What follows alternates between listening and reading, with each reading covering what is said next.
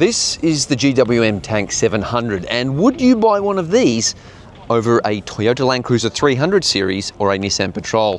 I reckon a lot of people would, especially if I told them this thing is going to get a twin turbo 4-litre V8 with hybrid stuff, and it's going to be super, super powerful. I did test this car last year, but last year we didn't know it was going to get a V8. So let's have another look. So as you can see, I'm in a bit of a dirty car park here, and it's a little bit grimy. It's not perfect, but I'm going to show you around the vehicle because it is a bit of a weapon. This thing has 3 locking diffs, front, rear, center, and it's got air suspension, adaptive ride height control. This is supposed to be an absolute weapon.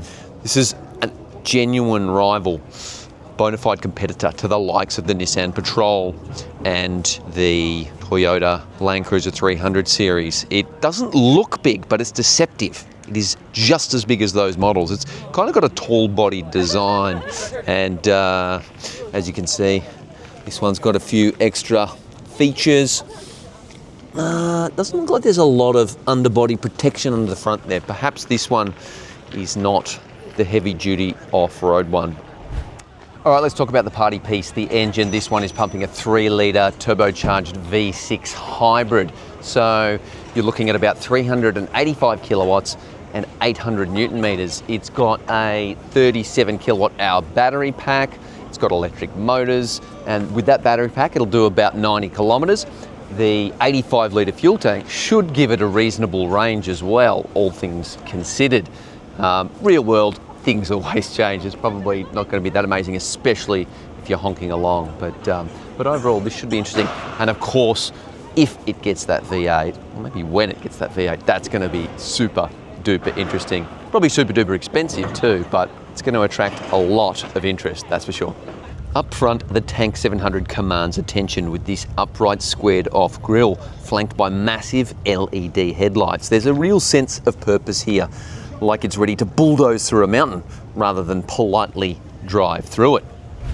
From the side, you get a better sense of its side. This Tank 700 stretches almost 5.1 meters long. It's 2 meters wide and about 1.9 meters tall. It's big, it's boxy, and absolutely unapologetic.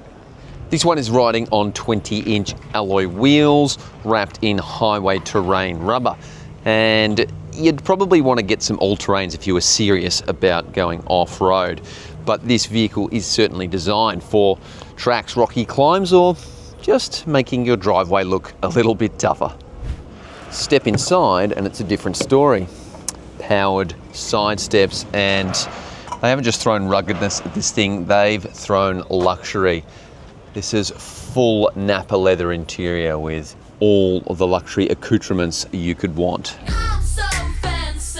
You've got ambient lighting, a 16-speaker Harman Kardon stereo. This thing is absolutely packed to the hilt with features. So on top of the acres of Napa leather, these seats are big, they're comfortable, they're welcoming, they're heated, they're cooled, they're massaging naturally, and you've also got a 16.2-inch touchscreen here. You've got a 12.3-inch screen here as well, 50-watt phone chargers, and this vehicle also has plenty of options. You've got EV, HEV mode, you've got locking front, locking center, locking rear diff, you've got 4 low. There's a lot of different off-road modes here, and it's an impressive setup. It has a genuinely luxurious feel to it. This is a nice place to spend time.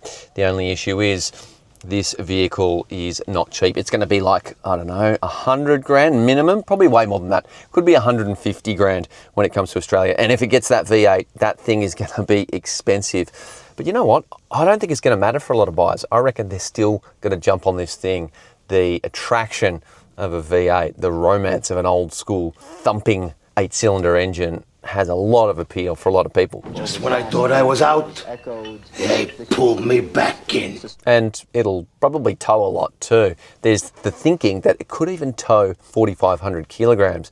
Depends what happens with it, how they set it up. But what I'm hearing is that this model essentially we might not get. We might be waiting for the facelifted model to come to Australia. So it could be a year or two away, maybe a little bit more. But it is definitely under consideration for Australia, and that is exciting, especially when it's returning with V8 power, when you've got the LandCruiser 300 series and the Nissan Patrol are both moving away from V8s. They're both going to 6-cylinder engines. The back seat is roomy, it's comfortable. I've got acres of leg room back here, plus it's got another third climate control zone. It's all digitized. There's USB A and C, and there's a pretty cool fold-out armrest with a touchscreen, so you can do all sorts of stuff and take control of some of the vehicle systems. It's very luxurious. You've got window blinds as well, and it is like the lap of luxury back here. You wouldn't be upset spending a bit of extra time here. All right, let's have a quick look at the boot. Full-size spare tire there, barn style opening, and it's not massive. Because this has a big battery, there is quite a raised boot floor there, and there's no room underneath it either. There's just space for the battery really. So compared to Patrol and LandCruiser, it definitely falls short here. You can fold the rear seats down, and there is reasonable amenity with bag hooks and whatnot, but yeah, this leaves a little to be desired. In a world of smaller SUVs and downsized engines, the Tank 700 is a blast of bold, refreshing attitude, and if it gets that big V8, it is going to be an absolute game changer. It will be a statement vehicle for sure. What are your thoughts? Would you take one of these over a Toyota LandCruiser, or maybe even a Land Rover Defender? Have your say in the comments below. Don't forget to like and subscribe, and we'll see you next time.